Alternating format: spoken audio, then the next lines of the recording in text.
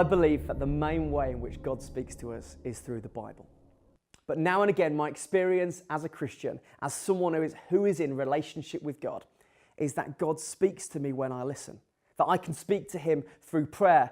And often God speaks to me very specifically for things that I need to change in my life or to encourage me with certain things in my life.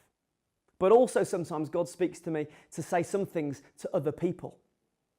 And when I do so, I make sure I do that really carefully. There's a great saying that I heard that when you speak into someone's life, you take your shoes off because you're treading on holy ground. And so whenever I share something with someone that I believe is from God, I say, look, this might be me, this might be my imagination. Even when it's a Bible verse, I will say, this might be just my thinking, but I think this might be something that God is sharing with me for you. Let me give you some examples. A couple of years ago, I was praying for a young lad, and this lad was really upset. Things were going on in his life, and it wasn't good. And he was told by people around him constantly that he wasn't good enough. And all the time, he's talking to me, his head is down like this, and he's talking at the floor.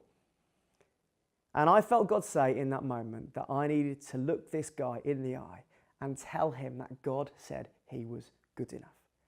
So I said, mate, I want you to know, I want you to look me in the eye, and I want you to know that you are good enough. That doesn't matter the lies that have been spoken over your life. You are good enough. And at that moment, the tears begin to come down his cheeks, because for the first time in a long while, someone had told him that truth about who he was. So the gift of prophecy has been something I've been discovering more with God recently and learning more about what that looks like and how I can work that out in my life. And one story of that was I was in Manchester with an organisation telling people about Jesus and how he loves them. And whilst we were on the streets, I was just asking God, God, please speak to me. I want to be able to tell someone about you. And I just got this thought in my head of a scripture from Psalms about how God knows every single tear that we've ever cried.